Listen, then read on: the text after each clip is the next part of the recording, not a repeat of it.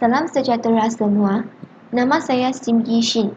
Kumpulan kami akan membentangkan falsafah pendidikan berkeperluan khas. Kumpulan kami terdiri daripada saya, Chu Jingking, Lai Junhao dan Cici Nirdawati.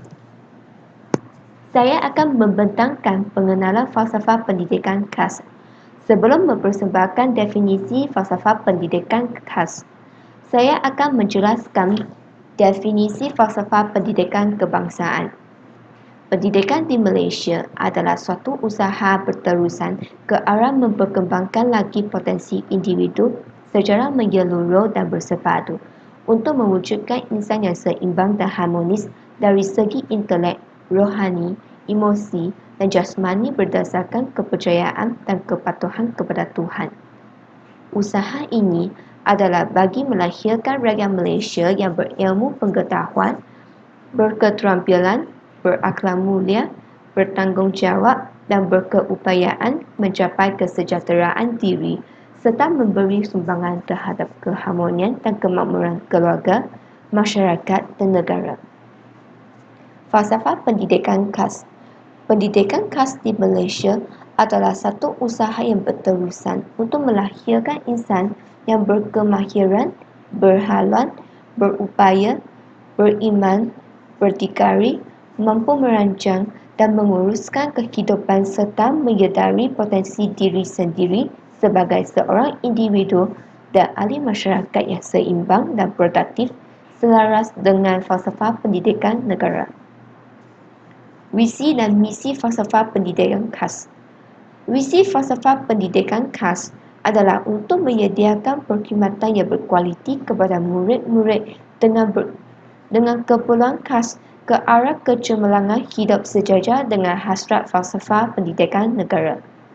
Misi falsafah pendidikan khas adalah untuk menyediakan pendidikan yang berkualiti kepada murid-murid dengan keperluan khas untuk menjadi mereka insan yang dapat berdikari, berjaya dalam hidup dan memberikan sumbangan bakti kepada masyarakat dan negara. Asas pembentukan falsafah pendidikan kebangsaan tidak difokuskan kepada satu aliran sahaja.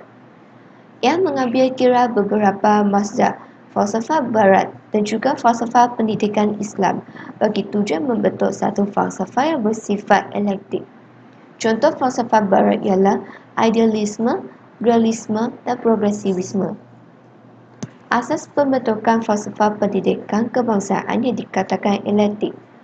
Definisinya ialah gabungan nilai-nilai yang baik daripada pelbagai sumber dan falsafah. Gabungan pelbagai cabang falsafah iaitu idealisme, realisme, progresivisme dan eksistensialisme serta falsafah pendidikan Islam. Oleh sebab falsafah pendidikan khas adalah tergantung dalam falsafah pendidikan kebangsaan. Jadi, falsafah pendidikan khas juga merupakan falsafah eklektik. Assalamualaikum dan hai. Saya, Cici Nirdawati, akan membentangkan aspek kebolehan dan penguasaan bagi murid berkeperluan khas. Apakah yang dimaksudkan dengan kebolehan dan penguasaan? Kebolehan bererti sifat-sifat yang membolehkan seseorang melakukan sesuatu, manakala penguasaan adalah perbuatan menguasai sesuatu hal. Murid berkeperluan khas ataupun secara singkatnya MBK ialah murid yang telah disahkan oleh pengamal perubatan, ahli optik, ahli audiologi ataupun ahli psikologi sebagai murid yang mempunyai ketidakupayaan atau masalah pembelajaran ataupun murid yang mempunyai gabungan mana-mana tersebut. Menurut Peraturan-Peraturan Pendidikan Bahagian Pendidikan Khas 2013, murid berkeperluan khas boleh dibahagikan kepada 6 kategori, iaitu yang pertama, kurang upaya penglihatan, yang kedua, kurang upaya pendengaran, yang ketiga, kurang upaya pertuturan, yang keempat, kurang upaya fizikal, yang kelima, masalah pembelajaran seperti disleksia atau autisme, dan yang keenam, kurang upaya pelbagai, di mana murid mempunyai mana-mana kombinasi ketidakupayaan yang telah dinyatakan. Bagaimanakah aspek kebolehan dan penguasaan murid berkeperluan khas saling berkait? Penguasaan dan pencapaian murid berkeperluan khas adalah berdasarkan kepada kebolehan kognitif, penglihatan dan pendengaran, penguasaan bahasa lisan atau pertuturan dan penguasaan membaca, perkembangan kemahiran sosial, serta pelbagai kemahiran lain. Dari segi kebolehan, dua aspek yang disentuh ialah kognitif serta penglihatan dan pendengaran. Aspek kognitif merujuk kepada kebolehan yang melibatkan minda dalam berfikir, memberi pendapat, memahami dan mengingati, manakala kebolehan penglihatan dan pendengaran melibatkan deria penglihatan dan pendengaran. Dari segi penguasaan, dua aspek yang disentuh pula ialah lisan ataupun pertuturan serta penguasaan membaca. Contoh penguasaan dalam pertuturan adalah murid menggunakan bahasa isyarat untuk berkomunikasi, manakala dari aspek penguasaan membaca, murid menguasai penggunaan kod Braille. Jean Piaget merupakan seorang tokoh psikologi yang banyak membahaskan tentang perkembangan kognitif. Terdapat 4 konsep asas yang berhubung kait dengan teori kognitif Piaget. Yang pertama ialah skemata. Skemata adalah perubahan struktur kognitif untuk beradaptasi dengan maklumat baru. Konsep kedua ialah asimilasi, di mana penerimaan maklumat baru selaras dengan skemata yang sedia ada. Yang ketiga ialah akomodasi, iaitu skemata diubah sesuai bagi menerima maklumat baru. Dan konsep asas kognitif yang terakhir ialah keseimbangan, yang menggabungkan proses asimilasi dan adaptasi. Gabungan tersebut membantu dalam keseimbangan terhadap pengetahuan, kepercayaan, dan pengalaman.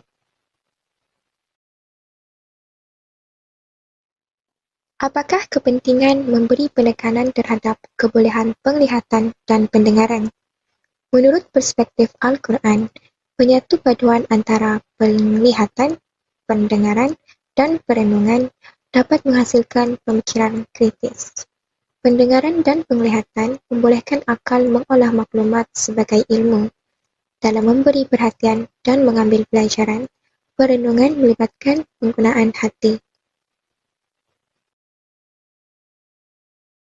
Dari segi penguasaan, bahasa lisan atau pertuturan murid berkeperluan khas adalah penting untuk perkembangan sosial, penyediaan kerjaya, dan pengurusan diri mereka. Bagi pandangan falsafah esensialisme, penekanan diberikan kepada 3 aspek utama, iaitu membaca, menulis, dan mengira. Manakala mengikut Islam, wahyu pertama yang diturunkan ialah perintah untuk membaca, seperti yang tercatat dalam Al-Quran, surah yang ke-96.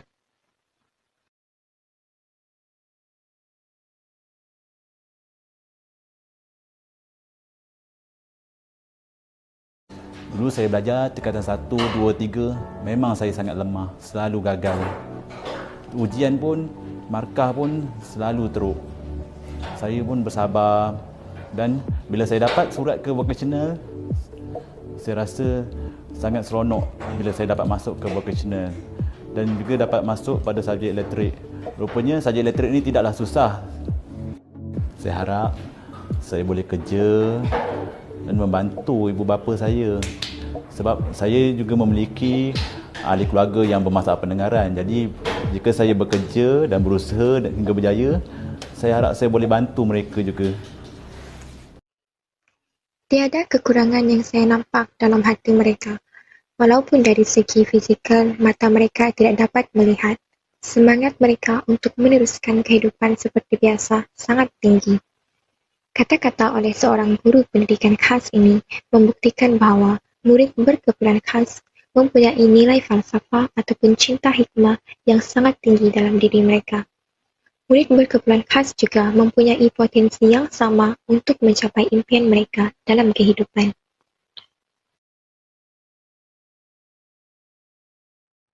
Oleh itu, pendidikan khas yang menekankan kebolehan dan penguasaan murid berkeperluan khas adalah penting untuk membantu pencapaian mereka. Pencapaian murid berkeperluan khas juga dapat dinilai dengan sistem pentaksiran bilik darjah ataupun secara singkatnya PBD.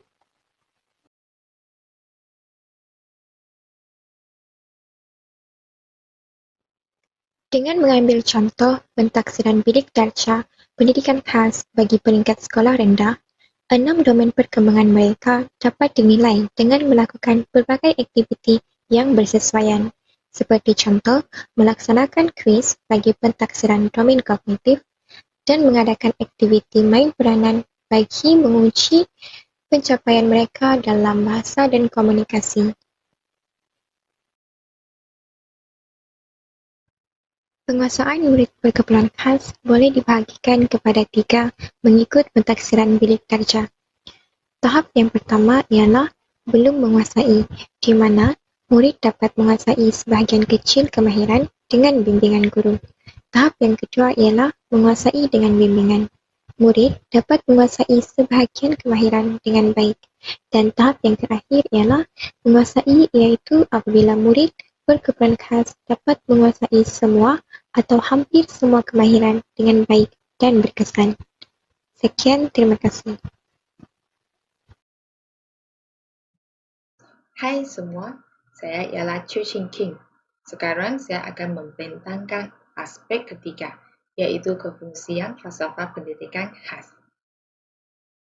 Fungsi yang pertama adalah untuk menyediakan peluang dan kemudahan pendidikan khas untuk murid-murid khas supaya mereka mencakupi aspek intelek, akhlak, rohani, jasmani, dan emosi.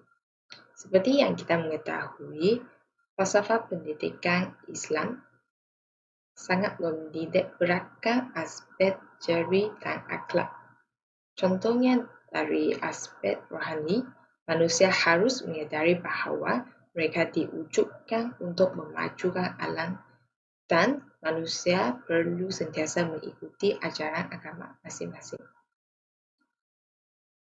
Fungsi yang kedua adalah untuk menyediakan pendidikan yang sesuai dan relevan kepada setiap murid dengan keperluan asas. Di sini, perluan pendidikan juga adalah keperluan asas bagi setiap kanak-kanak. Seterusnya adalah untuk menyediakan peluang untuk mengembangkan bakat dan potensi murid-murid khas. Aspek ini juga dinyatakan oleh falsafah rekonstruktivisme, konfusianisme, nasionalisme, dan internasionalisme. Fungsi yang keempat adalah untuk menyediakan bahan-bahan pengajaran dan pembelajaran yang mencukupi dan terkini, iaitu kurikulum pendidikan khas bermasalah pembelajaran PKPP. Kurikulum ini adalah khas untuk golongan berkeperluan khas. Seterusnya adalah untuk memastikan tenaga pengajar yang mencukupi dan terlatih dalam bidang pendidikan khas. Jika merujuk kepada falsafah esensialisme, guru memainkan peranan yang penting dalam menyampaikan ilmu pengetahuan dan mengajar kanak-kanak untuk memperolehi keperluan dan kualiti kehidupan orang dewasa supaya mereka boleh berjaya dalam kehidupan masing-masing. Yang keenam adalah untuk menguasai kemahiran asas 3M, iaitu menulis, mengira, dan membaca. Bagi kanak-kanak khas, ketiga-tiga kemahiran ini adalah sangat penting dan mereka perlu menguasai supaya lebih senang untuk meneruskan pembelajaran mereka pada masa depan. Yang ketujuh adalah untuk membina keyakinan diri dan sikap positif kanak-kanak khas terhadap pembelajaran. Mereka juga diberi peluang untuk menjalankan penilaian kurikulum pendidikan khas. Jadi, kalau mereka berkemampuan, mereka boleh juga menduduki peperiksaan awam seperti UPSR, PT3 dan SPM. Fungsi yang terakhir adalah untuk menghasilkan sumber tenaga manusia untuk pembangunan ekonomi negara. Ini bermakna golongan berkeperluan khas mereka juga boleh memberi sumbangan yang besar terhadap pembangunan negara kita. Itu sahaja kefungsian falsafah pendidikan khas. Salam sejahtera, nama saya Junhao dan saya akan membentangkan tentang kemahiran falsafah pendidikan khas. Kemahiran yang akan saya bincangkan dalam pembentangan ini sebenarnya agak sama berbanding dengan kemahiran yang diajar dalam sistem pendidikan yang biasa di Malaysia. Kerana kemahiran merupakan perkara yang agak universal. Kebanyakan kemahiran yang boleh diajar, yang boleh dipelajari adalah perkara yang memang semua orang boleh gunakan, tidak kira status, kondisi badan kamu dan faktor lain-lain. Pertama sekali adalah kemahiran asas dan vocational. Kemahiran asas dan vocational ini membantu menyedia murid atau pelajar khas untuk menjalankan kehidupan mereka dengan lebih berdikari. Contoh kemahiran asas dan vocational yang diajar dalam sistem pendidikan adalah kemahiran literasi dan numerasi, kemahiran berfikir, kemahiran komunikasi dan juga kemahiran mengingat. Kemahiran ini adalah lebih asas, lebih sesuai digunakan untuk membantu pelajar khas untuk menjalankan kehidupan mereka seperti biasa. Terdapat juga program vocational yang memberi peluang kepada pelajar khas untuk mempelajari kemahiran yang boleh membantu menjana pendapatan, sebagai contoh kraft tangan, memasak dan lain-lain. Kemahiran tersebut boleh membantu mereka menyesuaikan diri dalam kehidupan harian dan juga pekerjaan. Mereka juga boleh memulakan bisnes mereka sendiri jika mereka dapat melakukanlah. Dan bukan itu saja, kemahiran asas dan vocational ini dapat meningkatkan kebeli gajian dan peluang pekerjaan selepas mereka keluar daripada sekolah khas. Seterusnya adalah penerapan kompetensi di tempat kerja. Kompetensi merujuk kepada kebolehan dan keupayaan untuk menjalankan tanggungjawab. So, dalam sistem pendidikan, kemahiran atau kompetensi yang boleh diajar adalah sebagai contoh kemahiran interpersonal atau komunikasi dengan orang lain, kemahiran mengurus masa, mengurus kerja dan lain-lain. Dan akhir sekali kemahiran vocational seperti apa yang dibincang di slide yang sebelum ni. So, kenapa kompetensi atau kemahiran ini adalah penting adalah kerana kemahiran ini meningkatkan kebolehgajian mereka. Bukan saja kepada pelajar khas, tapi juga secara umum, seseorang itu perlulah mempunyai kemahiran atau kompetensi tersebut untuk meningkatkan kebolehgajian mereka dan juga peluang diambil di dalam sesuatu pekerjaan. Bukan itu saja, kemahiran ini membantu menjalin hubungan yang sihat di tempat kerja dan juga membantu mereka menyesuaikan diri dengan lebih cepat dan lebih baik dalam tempat kerja yang baru. Seterusnya adalah kemahiran keusahawanan. Pelajar khas juga mempunyai kebolehan untuk menjadi usahawanan yang berjaya. Bidang keusahawanan ni bukanlah perkara yang baru dan ia telah menjadi amat popular, terutamanya bidang keusahawanan online, di mana semua orang boleh boleh menjana pendapatan melalui implementasi idea-idea mereka untuk menjadi satu bisnes dan diletakkan di platform online. Dengan memberikan pendedahan kepada pelajar khas tentang bidang keusahawanan ini, yang membantu mereka dan mendorong mereka untuk memulakan bisnes mereka sendiri juga. Contoh-contoh kemahiran keusahawanan yang boleh diajar adalah kemahiran menghasilkan produk, kemahiran memasarkan produk, berniaga dan juga kemahiran mengira kos. Secara umumnya adalah ekonomi dengan akuntansi dan juga falsafah yang boleh digunakan untuk menjalankan bisnes. Seterusnya, saya akan membentangkan perkembangan falsafah pendidikan khas. Pada tahun 1926, program pendidikan khas di Malaysia bermula dengan pembukaan St. Nicholas Home oleh Gereja Anglikan di Melaka bagi mereka yang lumpuh dan sawan. Pada tahun 1931, St. Nicholas Home berpindah dari Melaka ke Pulau Pinang. Pada tahun 1948, Sekolah Pendidikan Khas Cacat Penglihatan Princess Elizabeth di Johor telah ditubuhkan. Pada tahun 1954, Sekolah Kanak-kanak Persekutuan Rendah dan Menengah di Pulau Pinang telah ditubuhkan. Pada tahun 1962, latihan perguruan khas khusus setahun diadakan di MPIK. Program percantuman dimulakan di SMK St. John, Kuala Lumpur. Pada tahun 1964, unit khas yang dikenali sebagai unit pelajaran khas ditubuhkan di bahagian sekolah. Kementerian Pelajaran mula mengambil alih beberapa buah sekolah pendidikan khas sebagai sekolah bantuan penuh kerajaan. Pada tahun 1966, sekolah khas Ipoh telah ditubuhkan. Pada tahun 1971, pelajar cacat penglihatan telah diterima masuk ke Universiti Malaya. Pada tahun 1972, sekolah khas Sarawak telah ditubuhkan. Pada tahun 1978, Sekolah Menengah Pendidikan Khas Cacat Penglihatan setapak di Kuala Lumpur telah ditubuhkan. Pada tahun 1979,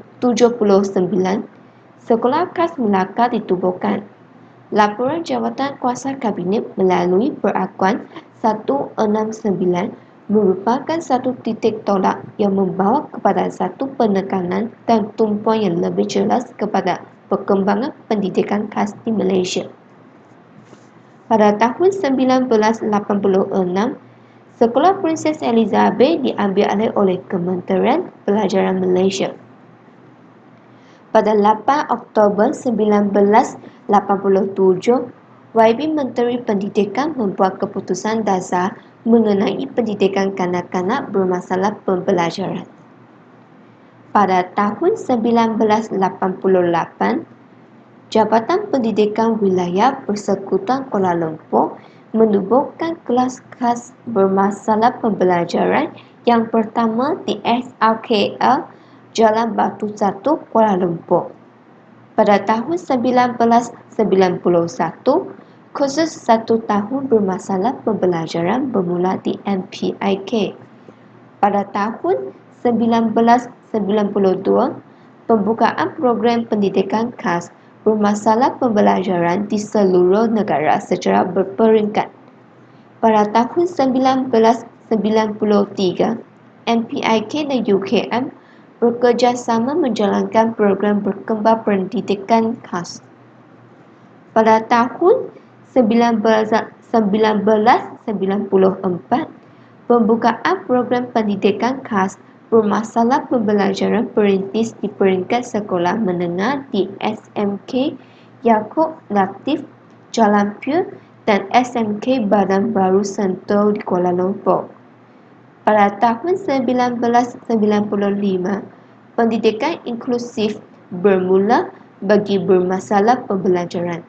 Jabatan Pendidikan Khas Kementerian Pelajaran Malaysia ditubuhkan pada 16 Oktober 1995. Pada tahun 1997, Sekolah Pendidikan Khas St. Nicholas diambil alih oleh Kementerian Pelajaran Malaysia sepenuhnya dan dipindahkan ke Seberang Perai dan diberi nama Sekolah Pendidikan Khas Almat. Pada tahun 1998, Jabatan Pendidikan Khas diberi tanggungjawab mengendalikan program pendidikan pemulihan khas bagi kanak-kanak Lembang. Pada tahun 2001, Jabatan Pendidikan Khas ditubuhkan di Universiti Pendidikan Sultan Idris. Seterusnya adalah isu-isu yang berkaitan dengan falsafah pendidikan khas. Isu yang pertama adalah berkaitan dengan program integrasi atau masalah pelebaran dan pengasingan di kawasan sekolah.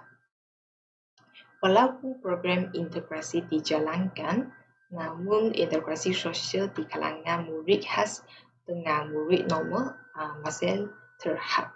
Hal ini adalah kerana murid khas diasingkan daripada kelas normal. Dan juga waktu rehat bagi murid khas juga tidak sama dengan waktu rehat murid normal. Selain itu, masalah pelebaran juga sentiasa berlaku di sekolah. Contohnya, murid-murid normal akan memanggil kanak-kanak khas sebagai orang cacat. Isu yang kedua adalah pelibatan ibu bapa. Tahap kesedaran ibu bapa mengenai masa depan anak-anak khas adalah dalam keadaan yang minimum. Hal ini sentiasa berlaku terutama bagi ibu bapa daripada ibu bapa yang lebih miskin. Ibu bapa akan menganggap anak mereka tidak berlayak dan tidak berupayaan untuk mendapat pendidikan yang seimbang dan sempurna. Ibu bapa kurang yakin dan tidak mahu memberi peluang kepada anak mereka untuk mencuba sesuatu yang baru. Seterusnya adalah isu pelaksanaan pembelajaran dan pengajaran di sekolah. Isu ini berlaku kerana ketidakberkesanan pengajaran di sekolah. Kadang-kadang guru pendidikan khas tidak mempamerkan sikap profesional semasa mengajar. Contohnya, mereka akan menggunakan cara yang lebih kekerasan semasa menjalani proses PMP. Akibatnya, murid akan menjadi takut kepada guru dan menjadi lebih degil dan tidak mahu mendengar kata-kata guru mereka. Isu yang keempat adalah pentadbiran dan pengurusan sekolah. Isu layanan kelas kedua akan berlaku dan diterima oleh guru dan murid pendidikan khas daripada pihak pentadbir. Selain itu, peruntukan kewangan untuk menyediakan kemudahan dan persekitaran yang kondusif kepada murid pendidikan khas juga berlaku di sekolah. Isu yang terakhir adalah berlaku pada murid khas tersebut. Sentiasa murid-murid khas dari keluarga miskin akan mempunyai masalah kehadiran yang rendah. Hal ini kerana mereka mempunyai masalah pengangkutan dan kesihatan keluarga mereka. Selain itu, isu komunikasi, terutamanya bagi kanak-kanak autisme, mereka sukar untuk berkomunikasi dengan orang sekeliling. Dan akibatnya, ini akan menyukarkan proses pengajaran dan pembelajaran. Seterusnya, rancangan pengajaran individu. Walaupun rancangan ini dijalankan, namun kesannya kurang dilihat dalam membantu pengembangan murid-murid. Jadi kesimpulannya, kelima-lima isu ini perlu diberikan perhatian dan mencari cara penyelesaian yang lebih efektif untuk supaya kepentingan golongan keperluan khas tidak diabaikan. Sekian, terima kasih. Secara umumnya, falsafah pendidikan khas bertujuan untuk melahirkan insan yang berdikari dan yang mampu bersaing dalam kehidupan. Pelajar khas mempunyai potensi yang tinggi dan hanya melalui pendidikan yang bersesuaian, maka potensi mereka akan dapat dikembang dan hal ini akan membolehkan mereka untuk menyumbang kepada perkembangan negara Malaysia. Sekian, terima kasih.